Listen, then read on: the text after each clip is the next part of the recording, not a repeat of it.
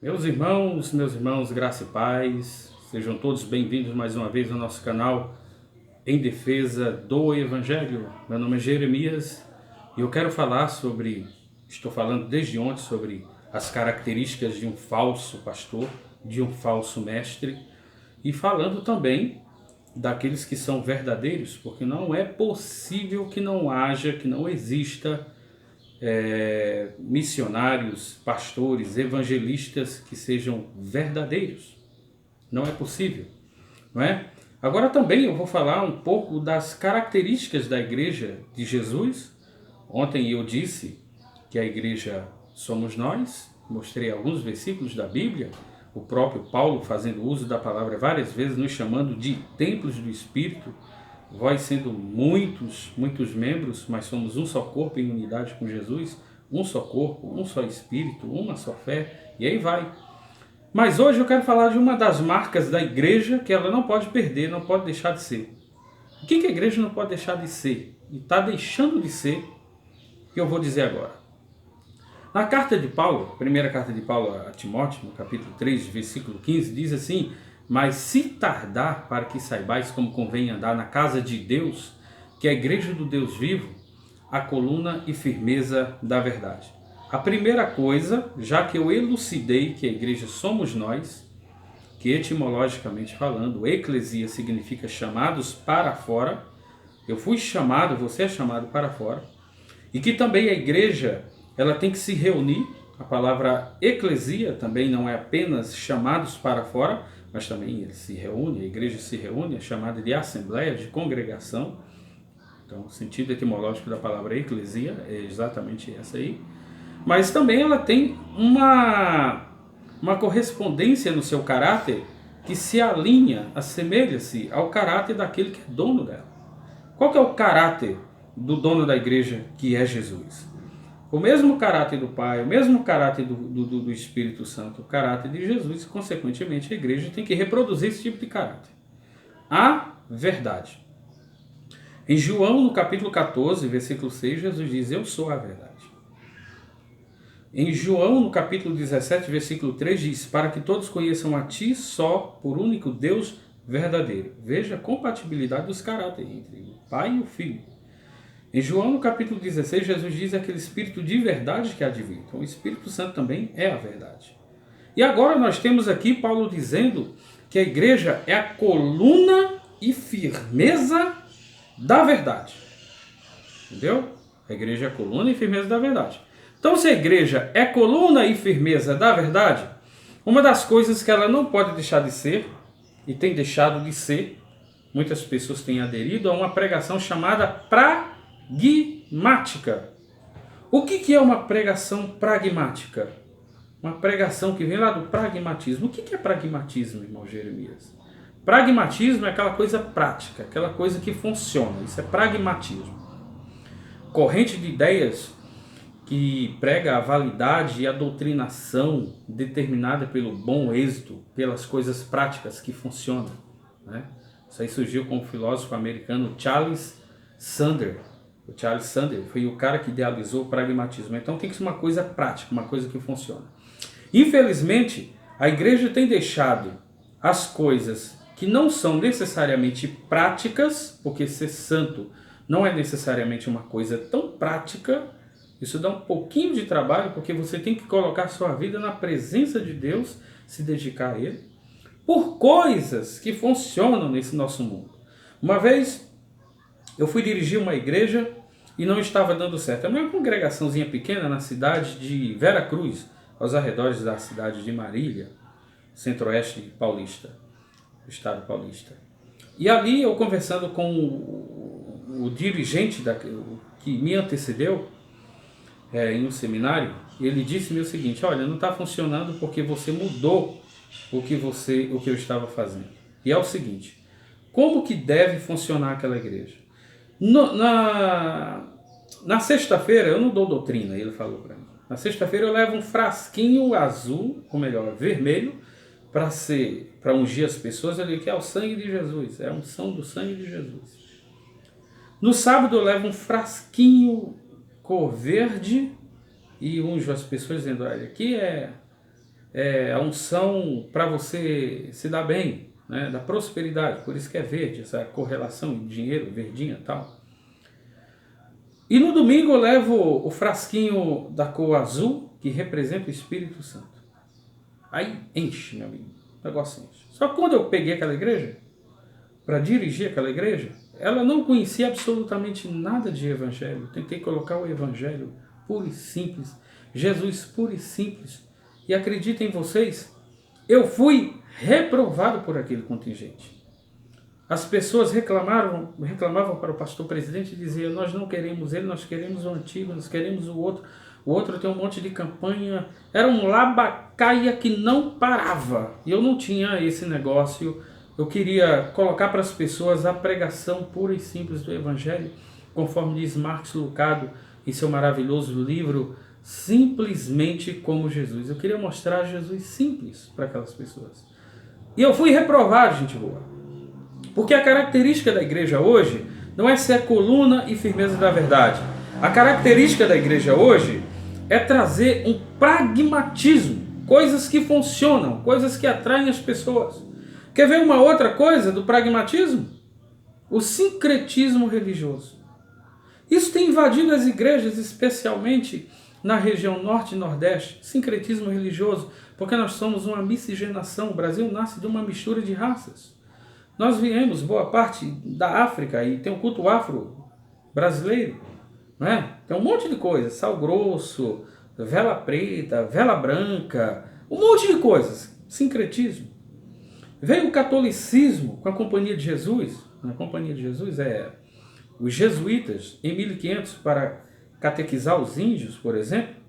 E ali nós temos também o sincretismo desse evangelho que foi afetado e que de alguma forma o Martinho Lutero quis reformar. Nós perdemos as características da reforma e aderimos de novo a uma recatolificação. Uma recatolificação. Nós temos nossos santinhos, nós temos as nossas idolatrias, nós temos os nossos desvios de conduta do Evangelho, da racionalidade do Evangelho, da consciência de Jesus em mim e em você. Nós estamos sincretizando essas coisas. Temos nossos santos, aquele pregador é melhor, agora eu vou para a igreja porque quem é prega é fulano. Nós temos as nossas idolatrias de modo que nós não temos condições de estigmatizar, de refutar e de mostrar a obscuridade de catolicismo, porque nós fomos recatolificados, nos recatolificamos todos os dias. Nós temos o sincretismo também aqui dos índios. Nós temos o sincretismo dos índios também. Com certeza, porque nós somos uma miscigenação. Estamos aqui, que vemos culto afro-brasileiro, o catolicismo lá de Portugal, e os índios que aqui vai fazendo uma miscigenação. As pagelanças, as noites enluaradas são as que Deus mais abençoa. Olha o Deus Tupã aí, coisa, está tudo ali, um sincretismo. Um sincretismo. Então, as pessoas preferem isso. Já disseram para mim várias vezes: enquanto você não for prático, pragmatismo, coisas que funcionam, coisas que são desenroladas, coisas que realmente têm êxito, práticas, pragmatismo, enquanto você não for isso, não vai. Os seus vídeos não vão bombar, porque você está falando o que as pessoas não se sentem atraídas.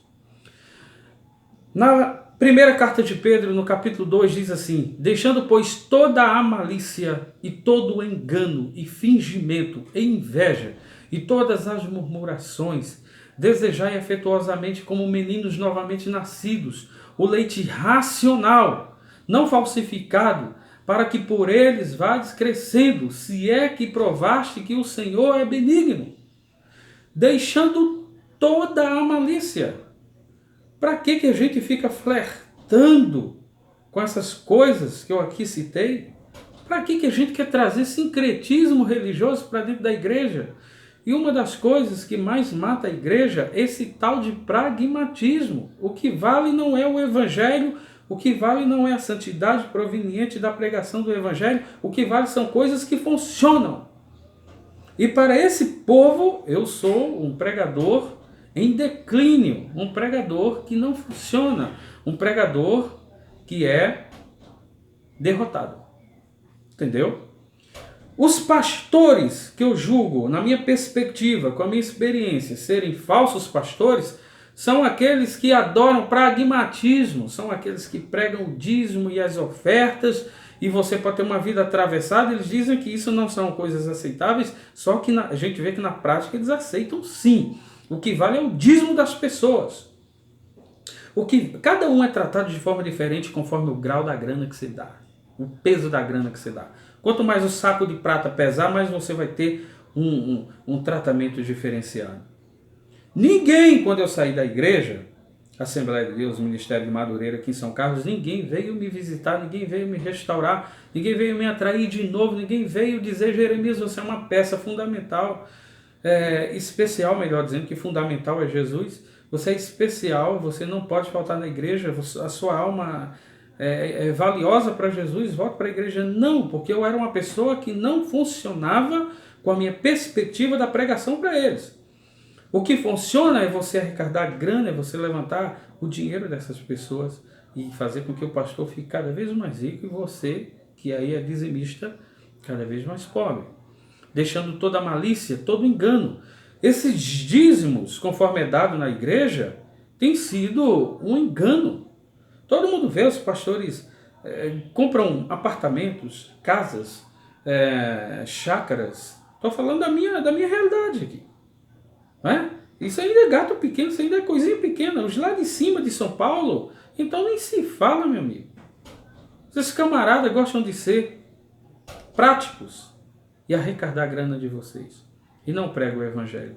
Desejai afetuosamente como meninos novamente nascidos do leite racional, não falsificado, para que por ele vá descrescendo. O evangelho tem que fazer com que eu cresça. É nessa carta que Pedro vai dizer: antes crescei na graça e no conhecimento. Chegando-vos para ele, pedra viva, reprovada na verdade pelos homens. Jesus também foi reprovado. A pregação de Jesus não era uma pregação pragmática, que era que tinha que dar certo, você tem que receber aquilo que você... Não, eu só quero ouvir aquilo que eu quero ouvir, aquilo que é aprazível, aquilo que é gostoso para mim. Jesus dava para as pessoas a verdadeira pregação do evangelho. Quero despojar da sua velha criatura, renunciar a uma vida de pecado e viver afetuosamente com os irmãos. Ser o sal da terra. Era isso que Jesus pregava. Chegando-vos para ele pedra viva, reprovada na verdade pelos homens, mas para com Deus eleita e preciosa. Hoje eu entendi que o evangelho, o cristianismo do qual agora eu faço parte, é o cristianismo que teve um movimento inicial em Jesus, lá na Galileia, no ano 30 a 33, quando Jesus foi batizado no ano 30 e morreu aproximadamente no ano 33, e segundo a minha fé ele foi ressuscitado e assunto aos céus. Hoje eu participo dessa consciência, mas antes eu estava preso a esse conluio, a essa coisa obscura, essa coisa que não é boa, isso que matou e mata muitos cristãos. Entendeu, meus irmãos? O cristianismo em Jesus é diferente do cristianismo de Constantino, que se deu no século III, pertinho do século IV.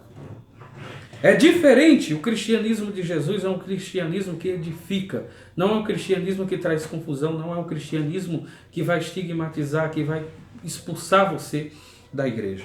Agora, ontem eu falei também que a gente precisa se reunir. É verdade, a igreja tem que se reunir. Agora, com quem eu vou me reunir? Eu estou aqui disposto, tá? Esse meu canal aqui eu abri para defender o evangelho e pregá-lo como você talvez nunca mais tenha ouvido. Porque nessas igrejas você tem uma pregação viciosa, pragmática, cheia de sincretismo religioso, que é tudo menos o evangelho e a vida de Deus. Eu sou Jeremias, esse aqui é o seu canal em defesa do evangelho. Se você curtiu, se você gostou, deixe seu like. O seu comentário é muito importante, entendeu? Veicule os meus vídeos, porque eu estou disposto a falar da vida de Deus. Um abraço a todos.